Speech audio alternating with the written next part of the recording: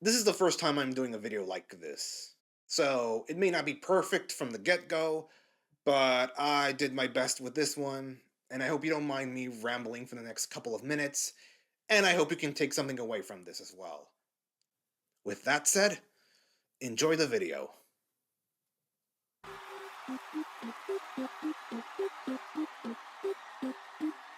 Salutations! It's your uncle, Sam, and this is the Great American Game! My Gemini twin back powering up, no more handshakes and hugs. The energy only circulate through us, everybody must be judged. Is America cooked? I know it sounds kind of funny putting it that way, but I legitimately mean that. Is the 250-year-old experiment that many have fought and died for coming to an end? Well, before I answer that question, let me tell you a bit about myself. I promise this won't take too long. In case you didn't know by now, I'm an artist. And a self-taught one at that. And because of that, for the longest time, I always believed that art and even entertainment was not political. Which is kind of ironic because I grew up in a rather political household. A religious one even. And as someone who had a bit of a rough childhood, politics were the last thing I needed to worry about. I was a kid after all, and one who loved to draw. Still do. Drawing was one of the few things that served as a form of escapism from the harsh realities of life. But as I got older, it got harder and harder to ignore. I came to the realization that, well, art can be political, and so can entertainment. So of course, I'm not exactly very happy about what my country has succumbed to. Especially even after a certain global event that happened 5 years ago should have been enough to convince many Americans to not elect for those that don't exactly have your best interests at heart. I mean, have you seen what happened during the inauguration? Yeah. And if that somehow doesn't convince you, I don't know what will. Because this shit sucks. It really fucking sucks. Not just as someone who was born and raised in what I, for the longest time, thought was the greatest country on earth, but as an artist and a content creator who has been struggling to make ends meet for some time. Especially ever since COVID became a thing. The worst part about all this is that I was one of those people who, unfortunately, voted for Trump in 2016. I was barely an adult when I voted for him, and at that time, I thought that while art can be political, entertainment should not be, like at all. And I'm not gonna get too into it, but if you're old enough to remember the cultural landscape at that time, let's just say the entertainment industry was coming under a lot of scrutiny from all sides of the political spectrum. And Trump, and probably Trump only, capitalized on that. And so did the media. And it worked. And look, I'm not a liberal or a conservative. I don't even know if I'm a centrist. So, at best, I'm an independent, and at worst, politically homeless. But I will admit, I am doing much better politically now than I did back in 2016. Because I learned that even if I'm not interested in politics, politics is very interested in me and you. And I learned that the hard way. And I especially learned that media does play a big role in that. The pandemic was without a doubt one of the worst things to happen in this century. And the fact that Trump's mishandling of the pandemic made it worse didn't help matters either.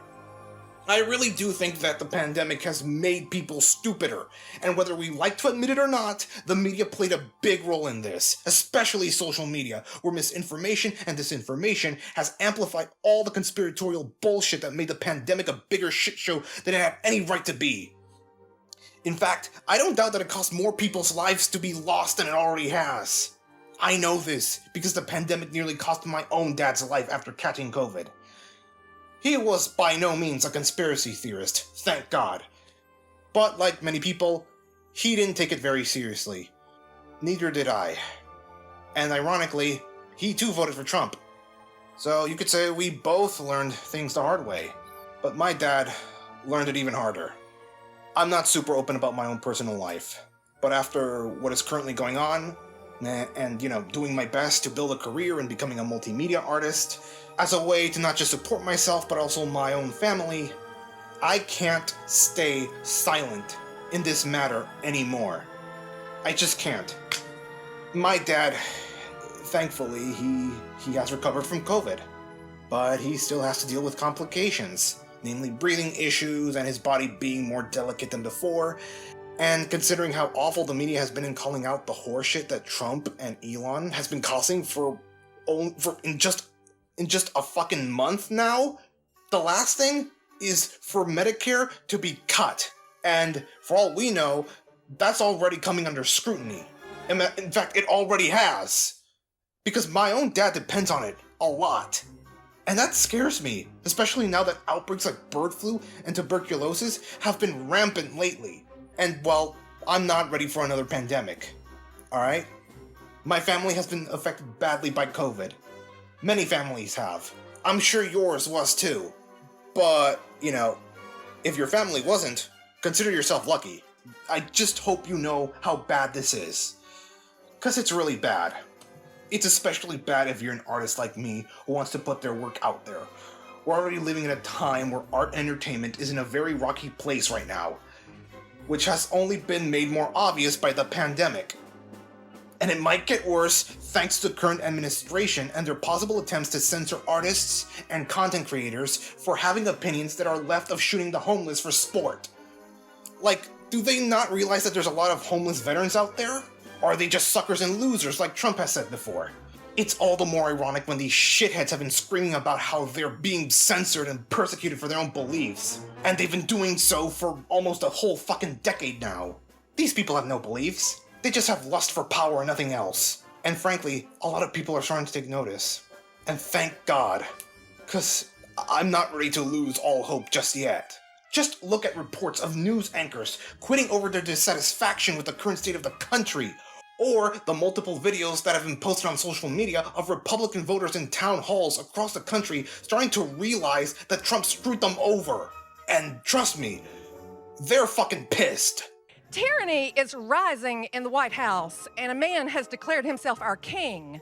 So I would like to know, rather, the people would like to know what you, congressmen, and your fellow congressmen are going to do to rein in the megalomaniac in the White House.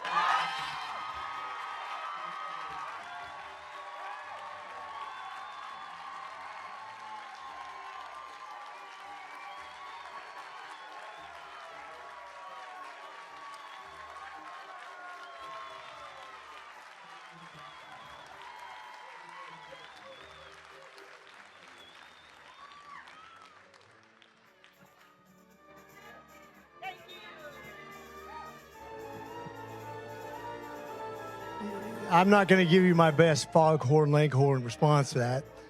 But so you can go ahead and sit down. Thank you. When you talk about tyranny, when you talk about presidential power, I remember having the same discussion with Republicans when Biden was elected.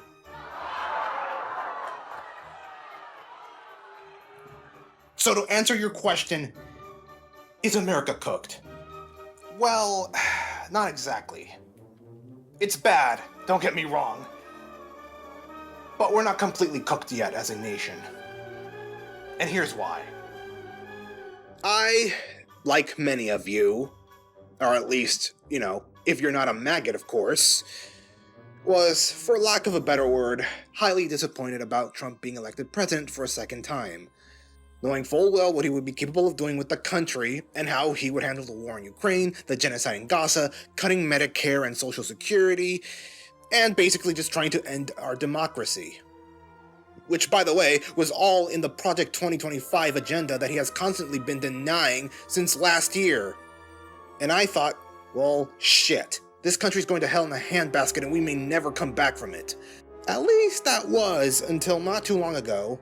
I recently watched a video by Zay Tabani and his coverage of Trump's second term when he was elected president back in November of last year. Now, I don't know a whole lot about Zay Tabani, but I know he's a rapper who covers media, including the news, and from what I've seen of the few videos I watched on his channel, He does a really good job covering media and news stuff way better than I can. Anyways, I'm not gonna get too much into the video. In fact, I'll be linking the full video in the description below, because I do recommend you watch it, especially if you're someone who cares about their country not falling into authoritarianism. But to give you the basic rundown, Zaid breaks down the eerie similarities between Trump's second term and the second term of a certain other president. That president being George W. Bush. Yeah, that guy. Bush's second term was a disaster. His administration tried to dismantle the country in broad daylight, from botched wars to economic ruin, etc., etc. But people fought back. Protests, investigative journalism, even members of his own party turned against him. And now, the same thing is happening with Trump, except this time, it's happening at a much faster rate. And if you don't believe me, here's a clip from Zaid's video to show you that I'm not bullshitting. Plus, he does a way better job explaining the similarities than I would. In 2004, John Kerry ran against an increasingly unpopular Iraq war with images of Iraqi civilian casualties everywhere, huge attacks on gay rights and homophobia, a middling economy, and an increasing push of right-wing patriotic masculinity messaging dominating the headlines. All of this was included with Bush's unitary executive policy, stating that the president, in times of national crisis, has broad authority to use the executive branch to its limits, which most people know is the keystone theory that led to Project 2025. If Project 2025 is Cell with both androids, Bush is Cell after 17. At the home stretch, the polls were about 2 to 3 points off of each other, and Kerry was running to the right, emphasizing his centrism on national security, issues touting Bill Clinton. Stop me if you've heard this before. And instead of building on that anti-war sentiment, he was also categorized by his opponents as a flip-flopper with no consistent position. Have you heard this before? Have you stopped me yet? Kerry lost to Bush for being a generic centrist, flip-flopping Democrat, losing the popular vote and giving Bush what he called a mandate and all 3 branches of government, including a 6-3 SCOTUS. What followed in 2005 was the fear of a constitutional amendment that would destroy gay rights and completely block the right to gay marriage. Much like the trans panic of today, gay panic was fucking everywhere. Everywhere. And in terms of authoritarianism, Bush and Republicans started pushing for something called voter ID laws, engaging in voter suppression and media intimidation of the highest order. I'm not fucking kidding. The media intimidation was fucking crazy in 2005. Most famously, the #1 news source on television was Fox News. They dominated everything. There was no MySpace, bro. All right? It was Fox or bust. Fox dominated terrestrial media, consistently attacking other media outlets for a lack of patriotism and destroying America and the American family. The religious right got so much more religious, bro. Pat Robertson was like a fucking, he had so many television appearances. But were there podcasts in 2024? Bitch! There was the explosion of conservative talk radio. Then, when it came to elections and politics, you had celebrities like Michael Moore, Sean Penn, Rob Reiner, Susan Sarandon, who were shit on and called Hollywood elites. They're so out of touch with real America. Real America doesn't need these Hollywood elites. They even got Jane Fonda and called her Hanoi Jane for her opposition to the Iraq War. Oh, how history repeats. And you want to talk about a masculinity problem? Motherfucker, you had a billion soldiers movies. Do you know how many soldier movies came out in the fucking mid-2000s? So many fucking soldier movies, right? We Were Soldiers, Jarhead, Flyboys, Pearl Harbor, Team America, that's kind of like soldiers, Flags of Our Fathers, Heart's War, Black Hawk Down, Bruce Willis, Mel Gibson, Clint Eastwood. Motherfucker, that shit was everywhere. Are you a gruff man's man? Old ways are the best ways, am I right? And amongst all of that masculinity messaging propaganda, the fear of erosion of democratic norms, and many people worried George Bush would undo democracy as a king with voter suppression and institute one-party rule, Democrats swept the Senate and the House and blocked the Bush administration's priorities as soon as they came in 2006. They started oversight hearings. They blocked appointments. Nancy Pelosi was a fucking gangster against George W. Bush, and Harry Reid ran something called the Reid Machine, an incredible organization of voter turnout. You can see some of it because Jackie Rosen just won her fucking Senate seat in Nevada amidst a red wave. And 2 years later, after the Democrats swept the 2006 midterms, Obama came in 2008 and swept the House, the Senate, and the presidency with supermajorities. Now listen, Trump is worse than Bush. I'm not gonna pretend that that's anything different. Trump is worse than Bush, but he is also more disorganized, less cunning than Dick Cheney. By the way, never again. Never again. Fuck that guy. Even still, a lot of these things were tried with less protections. I will also admit though, Project 2025 is way worse than Bush's unitary executive. It's more far-reaching in scope. It's far more aggressive and draconian and fascistic than Bush's unitary executive ever was. But it also didn't have a 4-year firewall that hired judges, re-emphasized democratic norms, and pissed off the media like they currently are pissed off. Because trust me, amidst all of the why did Democrats lose, they're upset. All of the normalizing you think they do to Trump is not nearly as bad as the normalizing they did in the Bush administration, okay? Casual Islamophobia, worse than it is now, way worse than it is now, all right? We're not Germany. Germany elected Hitler chancellor and he arguably had more power over all agencies to decimate every single freedom and norm. Power was centralized. But Trump has to deal with the cadaver of state legislatures and other independently gridlocked positions like the judiciary that slow his momentum down and block it. He also has to deal with the oligarchy, which is worried about their bottom fucking line. Now, if he expands his majorities in 2026, if he takes over state legislatures in 2026, maybe yes, that can happen. But a few very big pieces of momentum against Trump. Number one, he already became the most unpopular president in history within a month last time. There are already reports of buyer's remorse amongst some voters, and again, he won the popular vote, but the last Republican to do that ended with a -23 approval rating before the midterms. Also, the 2006 midterms were reactionary. In order for Bush to not have that happen, he would have had to be a moderate. They were in specific reaction to Bush's escalation of the Iraq War.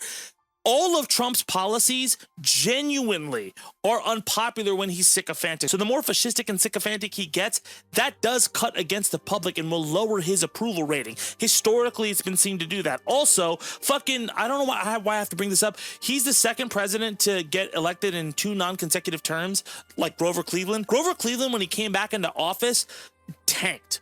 He destroyed his legacy. And it was because people were like, this is the same shit. This fucking guy, he's the same shit, motherfucker. What are we doing? That was Grover Cleveland. Trump would have to be a fundamentally different president and not who we thought who he was for us to really be scared. This would be a reactionary confirmation that would flip seats. This is not over. The only way this is over is if you think all dissent and pushback is. There are several tributaries that Trump still relies on, similar to Nixon and similar to Bush. And the Democrats have an incredibly strong bench.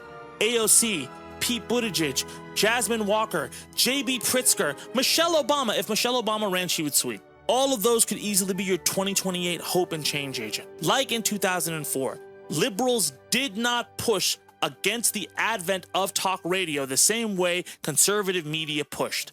They didn't have the apparatus that Fox did in terms of the news media. Most of the time, they were leaning only on empathy and gentle doves and theory and philosophy and got labeled as pussies or offended by everything. That was a big talking point. And that is, to some extent, propaganda. But after 2004, a lot of that changed. Jon Stewart ate Tucker Carlson's fucking lunch and stuffed them in a locker and destroyed his opportunities. And then, after the election, started talking a lot more shit. He started debating more, not caring who got mad. The Colbert Report came on, and the Colbert Report was a giant fuck you to Bill O'Reilly. Even if he played nice, he would go on every time and make fun of all of this apparatus. You had a bunch of counterweights to this macho class of comedian, people like Louis Black and Dave Chappelle, Robin Williams, George Carlin. This fuck you counterculture energy, even as much as I don't like him, Bill Maher played a huge role in dismantling a lot of the Bush apparatus of like religious fundamentalism. We need that energy. We need alternative media that's not just like, welcome to Pod Save America, my name is Tom. No. We need that, fuck these people, they suck. We need that kind of energy. We have positive masculine figures that aren't shitty to women, and we have anti-Ben Shapiro's that aren't Harry Sisson. Maybe I'm one of them. Maybe you're one of them. Make content, talk shit, speak up. We have had a 4-year firewall to figure this out. That's the difference between now and 2004. Our platforms and media savvy are so much better. Don't get offended by Ben Shapiro and these anti-trans idiots. Clown these motherfuckers. Present an alternative that promotes all the values he's hypocritical about. Make content about being good at business and successful that doesn't require you to be a fucking conservative dipshit. Great example is John Cena. He promotes masculinity, which emphasizes respect and still being a badass. And if you're worried about media becoming less diverse, don't. There was a lot of pushback in the Bush administration and decency culture wars against things like rap music and comedy and everything that looked remotely gay. If shit makes money, corporations will make it, okay? And if they challenge it, there will be 100 lawsuits because everybody still wants to make fucking money. There are distinct ways history is telling you to fight this, and do not get it twisted. Again, Trump is an existential threat to democracy. This is the furthest right-wing push and sycophancy we have ever seen, and it will erode many democratic norms and the rights of other people and groups. But it is beatable and reversible. Do you understand? Everybody has been afraid for this last year, and I know it could feel like, oh, okay, so then was that election just fear-mongering? It wasn't really. This is bad. We are just kind of lucky. Again, 2022 saved us, and we have counterweights and a playbook to a lot of the things that conservatives are already pushing out there. Ben Shapiro's fucking boring. I am so sorry. Like, I know he has a lot of money and a big apparatus, but his shit's boring, guys. Let's be edgy and show these people they suck. It starts now, and anybody saying, oh, it's not that bad, or you will die in a gulag, neither is really true. It is bad. You're not in a gulag. It's not about Gaza. It's not about turnout. Do not listen to pundits. They don't know anything. They know nothing. You're here. Fuck these people. Let's work. You've seen me genuinely afraid, and I am genuinely afraid to some extent. But I have fought this before. This was a defining point in my life. And the one thing that brought me any solace was every single time I looked up anything from the share of Hispanic voters to the share of young people to any of the other metrics that shifted right in 2024, and comparing it and seeing how almost exactly it shifted in 2004, all of a sudden I knew where we are. All of a sudden I know how to fight this. I have experience, and that experience tells me, get to work. Do not fucking panic. The less you panic, the less you blame something, the more they get scared. So after watching that video, the more I thought about it, the more I realized how true so much of it was, especially as someone who grew up during the Bush years. And I'm sure a lot of you did too. But thanks to the rise of social media, people aren't waiting 4 years to realize what's going on. Even people who voted for Trump last year are standing up against the chaos within just a month of his second term. The speed of awareness is unprecedented. And it shouldn't be a huge shocker for anybody. We are in the midst of a technological revolution, the likes of which we haven't seen since the 80s. And with that comes the power to spread information and mobilize at an unmatched pace. Even celebrities like Kendrick Lamar, Dolly Parton, and hell, Jane Fonda are speaking out. Especially Jane Fonda. She's always been engaged in a lot of activism during her younger years. Especially Dolly Parton, who also has been speaking out against issues that affect our country.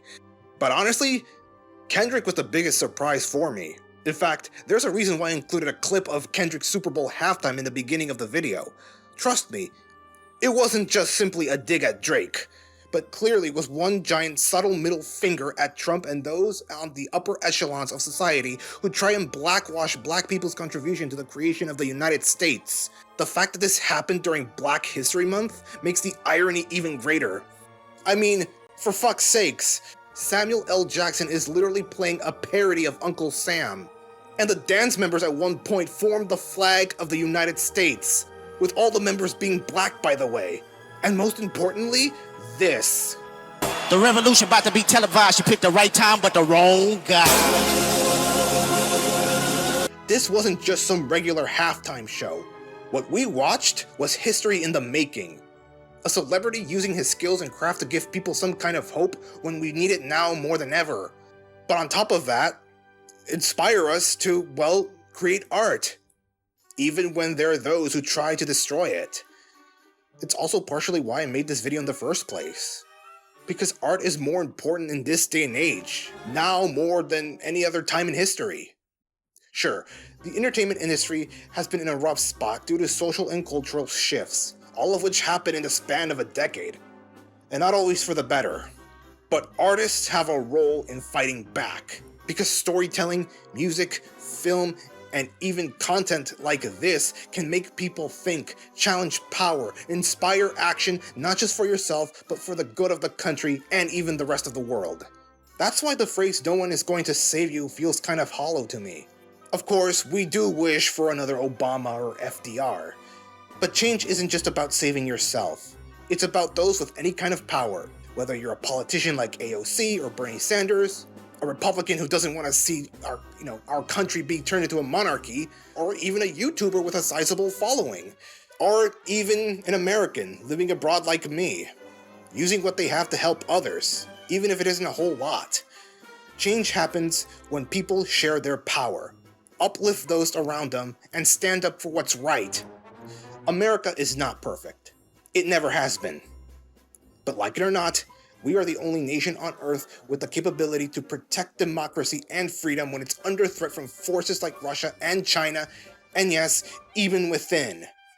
And the fact that this big, beautiful country of mine is still sticking around for 250 years now proves that. That responsibility is greater than ever, because it's not about left or right, it's not about being a Democrat or a Republican, it's about being a patriot first and foremost. And I hate saying this word because of how useless it is now. But the time to stay woke is over.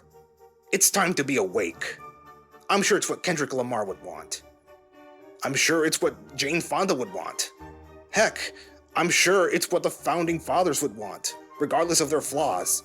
And I'm certain that Winston Churchill would want the same as well. As he himself once said, "You can always count on Americans to do the right thing. After they tried everything else. Now is the time to prove him right." Of course, not everyone can take to the streets and protest. But that doesn't mean you can't make a difference. Writing to your senator, attending town hall meetings, at least the ones that Republican officials haven't shut down, getting involved in any kind of local politics, giving legal advice to immigrants or refugees, especially if you have a relative that's an immigrant or a refugee themselves, supporting causes with whatever money you have, or even just simply spreading awareness online. All of those matter. Every action, no matter how big or small, contributes to the fight to protect our country. And, as the soy pill once said, kiss your homies goodnight like it's the last time you can, because we may not be able to in the future. Do what you can. Because freedom and democracy does not survive on its own. We have to fight for it. So if you're looking for ways to get involved, I've included links in the description with more information on how you can make an impact. Whether it's contacting your representatives, learning about local initiatives, or simply staying informed, every effort counts. I also recommend checking out Zaid Tabani's videos on Trump's second term and its parallels to Bush's presidency. His insight is valuable and his work deserves more attention. And if you can, consider subscribing to his channel, especially if you're interested in media production, news reporting, journalism, or just supporting artists who fight for free speech and freedom of expression. Stay aware, stay as involved as much as you can, and most importantly, it's perfectly okay to punch a Nazi. Thanks for watching.